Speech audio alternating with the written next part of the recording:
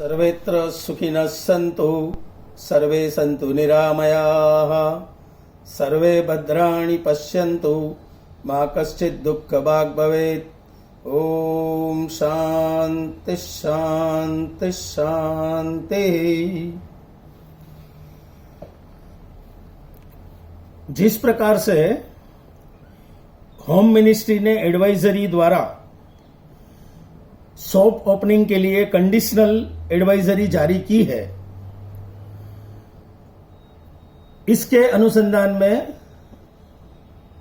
एक उत्साह प्रेरक बात यह होगी कि 3 मई तक लॉकडाउन है और 4 मई को लॉकडाउन खुलने की पूरी संभावनाएं है। चूंकि 4 मई को अगर लॉकडाउन खुल भी जाता है तो वह पार्टली होगा, वह स्टेप बाय स्टेप होगा। जैसे कि पहले कुछ दुकानें खुलेगी, बाद में होलसेल मार्केट खुलेगी, बाद में कुछ बसेस चालू होगी, बाद में कुछ रिक्शा लोकल ट्रांसपोर्ट चालू होंगे, आखिर में ट्रेन चालू होगी और एयर की जो ट्रांसपोर्ट है वो भी चालू होगी। तो ये 4 मई से लॉकडाउन अगर खुलता भी है तो पूरा महीना निकल जाएगा। सारे मीन्स ऑफ ट्रांसपोर्टेशन जो है उसको रेगुलराइज होते होते पूरा मई महीना निकल जाएगा। और रियल में अगर देखा जाए तो मार्केटिंग, जो आउटडोर मार्केटिंग करनी है, जो एक्सटेंसिव मार्केटिंग करनी है, वो जून महीने से शुरू हो सकती है। जैसे कि चेतन भाई ने काफी रिसर्च की, काफी बातें बताई, 11 से ज्यादा सेमिनार उन्होंने ऑनलाइन अटेंड की है। तो ज्यादा कुछ, इतना ज्यादा उन्होंने सोचा है कि इतना तो हमने सोचा नहीं है बिल्कुल, तो ज्यादा कुछ नहीं कह सकते। लेकिन मेरा अनुमान यह कहता है कि जून और जुलाई 2 महीना जो है उसमें धंधा होने की संभावना नहीवत है, नेग्लिजिबल है। होगा तो कुछ परचूरन धंधा होगा, छोटा मोटा। मतलब जून और जुलाई 2 महीना जो है उसमें धंधे के लिए जाने की चेष्टा न करते हुए हमको इस्टेब्लिश करने के लिए जाना है। हमारे जो संबंध है उसका अनुसंधान फिर से जताने के लिए जाना है।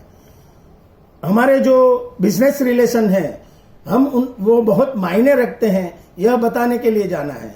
पूरे जोश, जोम, चैतन्य, स्फूर्ति और उत्साह के साथ जून और जुलाई यह 2 महीना है जिसमें हमें हमारे रिलेशन पूर्ववत से भी ज्यादा अच्छे करने हैं।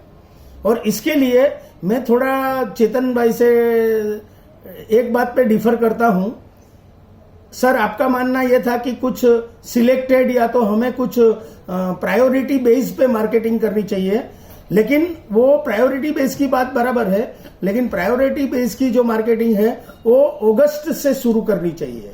जून और जुलाई में सिर्फ हमको प्राइस लिस्ट देना है, सैंपल देना है, ब्रोशर देना है, उनके खबर, उनके जो उनकी तबीयत, उनकी खैरियत पूछनी है उनके साथ, क्योंकि दूसरी सारी बातें तो धंधे की जून जुलाई में होने की संभावना बहुत कम है, क्योंकि हमारे जो प्रोडक्ट है वो एसेंशियल नहीं है, हमारे प्रोडक्ट जो है वो नेसेसिटी प्रोडक्ट नहीं है। इसके कारण जून जुलाई में जो धंधा होगा, जिस प्रकार का होगा, सिर्फ नेसेसिटी प्रोडक्ट्स का होगा। हमारे लग्जूरियस प्रोडक्ट है, हमारे डेकोरेटिव प्रोडक्ट्स है, उसका काम धीरे धीरे धीरे चालू होते। कारीगर वगैरह, जैसे चेतन सर ने बताया कि लेबर वगैरह सब चले गए होंगे गांव में, फिर आते आते उनको जुलाई अगस्त हो जाएगा, तो लेबर वगैरह आएंगे, उसके बाद धंधा निकलेगा। तो हमारा एक्चुअल जो पिकअप होगा बिजनेस का, वो जो है वो अगस्त महीने से होगा। तो जून और जुलाई में प्रायोरिटी बेसिस न करते हुए हमारा जो भी एरिया छूटा हुआ है, जैसे कि मैं बताना चाहूंगा कि मैं तो साउथ देखता था पहले, तो साउथ में काफी 2-3 लड़के आकर के बदल गए। आज अभी हेतल भाई ने चार्ज लिया हुआ है, तो हेतल भाई ने भी 2 ही स्टेट मेरे साथ किया हुआ है, केरला और आंध्र प्रदेश, और आंध्र प्रदेश का संलग्न जो तेलंगाना, आंध्र प्रदेश किया है, और आंध्र प्रदेश का संलग्न जो है तेलंगाना और केरला किया हुआ है। तो उसके बाद कर्नाटका और तमिलनाडु, कर्नाटका में खास करके मुझे लगता है कि 4 से 5 महीने की गैप हो चुकी है, वहां पे हम गए नहीं है। तमिलनाडु में भी 4 महीने के करीब करीब से गए नहीं है। तो यहाँ पे जो सिलेक्टिव न रहते हुए कुछ प्रायोरिटी बेस रखने का जरूरत नहीं है। जून और जुलाई 2 महीना ऐसा होना चाहिए कि प्रत्येक सेल्स मैनेजर जो है वो अपने एरिया को एक विजिट कंप्लीट कर ले, चाहे 30 के 30 दिन जून के और 30 के 30 दिन जुलाई के काम करना पड़े, लेकिन स्पीड करते हुए, थोड़ा ज्यादा काम करते हुए, नाइट को ट्रैवल करते हुए ज्यादा से ज्यादा एरिया खत्म करके एक बार सारे के सारे एरिया को पूरा होना चाहिए। क्योंकि प्रायोरिटी बेस से अगर जाएंगे तो प्रायोरिटी बेस में भी जून जुलाई में धंधा मिलने की संभावना नहीवत है।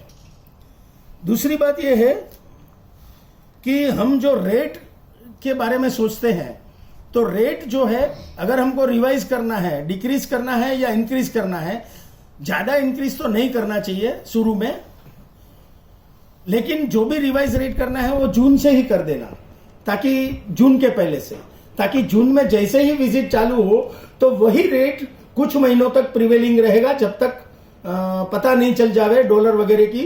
तो कुछ महीने तक, 4-5 महीने तक वो रेट प्रिवेलिंग रहेगा। जून से ही हमको रिवाइज रेट एस्टेब्लिश कर देना चाहिए। और दूसरी बात यह है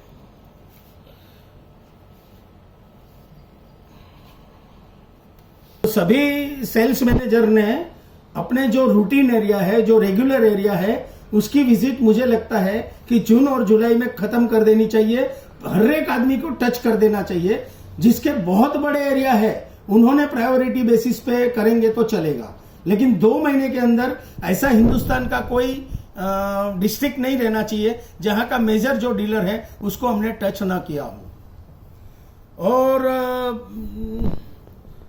जो भी प्रोडक्ट्स हम फाइबर सीमेंट बोर्ड्स में बहुत सारे 30 से ज्यादा हमारे पास वेराइटीज है, और क्ले मटेरियल जो है, और उसके अलावा जो चारकोल वगैरह है, तो ऐसे जो प्रोडक्ट्स मोस्ट रनिंग प्रोडक्ट्स है, रेगुलर प्रोडक्ट्स है, ऐसे प्रोडक्ट का स्टॉक हमें भरपूर रखना चाहिए, न कि नए प्रोडक्ट्स लाने की कुछ जल्दबाजी करनी चाहिए।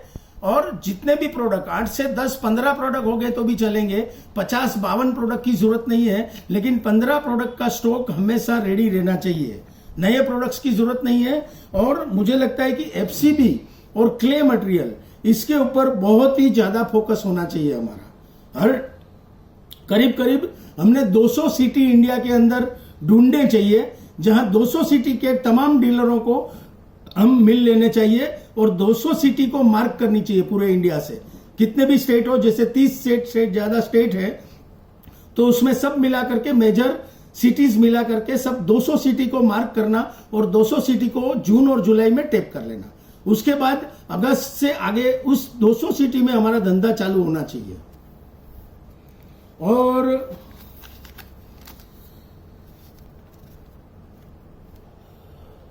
बस अभी तो कल चेतन सर ने बताया, उसके ऊपर से मुझे कुछ सुझाव ऐसे लगे हैं कि जो अभी मुझे करने चाहिए, और हर एक के कुछ सुझाव अलग अलग होंगे। सभी की बातें सोचने के बाद सर आप जो निर्णय लेंगे उस हिसाब से हम काम करने के लिए पूर्णतया तैयार है। और मैंने जैसे कहा कि जून और जुलाई 2 महीना पूरा रेपो हमारा फिर से संपूर्णतया शुरू हो जाना चाहिए। 10-15 प्रोडक्ट जो हमारे हैं उसके पूर्ण स्टॉक हमने मिलने चाहिए। हर एक पूरे हिंदुस्तान में कम से कम 800,000 डीलर को हमारे सैंपल, ब्रोशर, प्राइस लिस्ट नया जो भी बने वो सब कुछ पहुंच जाना चाहिए। और अगस्त से हम लोग ऐसे टूट पड़े, कमर कस के, कटिबद्ध होकर के ऐसे टूट पड़े कि लगता है कि हमको 1.9 का जो रेट, ग्रोथ रेट जो अनुमानित किया गया है, उससे हम ग्लो कम से कम इतना आगे निकल जाए कि भारत सरकार को भी हम ग्रोथ रेट बढ़ाने में कुछ ज्यादा मदद कर सके। वैसे तो 1.9 का जो ग्रोथ रेट है वो रिलेटिव टर्म्स है, सापेक्ष है, क्योंकि भारत, दुनिया की जो 4 से 5 महासत्ताएं हैं उनका ग्रोथ रेट 1.9 से भी कम रहेगा। उनका जो प्रिवेलिंग रेट है उससे भी, उनके कारण उनका 1.9 से ग्रोथ रेट कम रहेगा। भारत तो ऐसा हम उम्मीद करते हैं जिस प्रकार से भारत ने इस महामारी से उभर गया है, कोरोना महामारी से उभर गया है, उभर रहा है, वैसा लगता है कि 2020 के अंदर अंदर भारत कोरोना महामारी से 100% छुटकारा पा लेगा। लेकिन दुनिया के दूसरे देशों को, जहां 10-10 लाख, 2-2 लाख, 10-10 लाख लोग संक्रमित हुए हैं कोरोना से, वे देशों को उभरने के लिए कम से कम 2 साल लगेंगे। तो हम महासत्ताओं से भी शायद इस मायने में आगे हैं कि comparatively India will be doing better even than China, because China के बारे में अभी बात नहीं करनी। चाइना को अगर पूरी दुनिया बॉयकॉट करती है व्यावसायिक तौर के, और सारी दुनिया की दूसरी कंपनियां अगर चाइना छोड़ करके निकल जाती है, तो जो WTO ने कहा है कि चाइना और इंडिया सबसे फास्ट ग्रोथ करेगा, तो मुझे लगता है कि चाइना से इंडिया भी आगे निकल सकता है। वर्ल्ड की पॉलिसी, खास करके अमेरिका की पॉलिसी, यह महामारी के बाद कैसे ये करती है, पॉलिसी क्या मायने रखती है, कैसे काम करती है, उसके तौर तरीके जानने के बाद मुझे लगता है कि हिंदुस्तान सबसे आगे निकलना है, और खास करके हिंदुस्तान के ग्रोथ रेट को बढ़ाने में हमको सबसे ज्यादा हमारा योगदान रहना चाहिए। नमस्कार।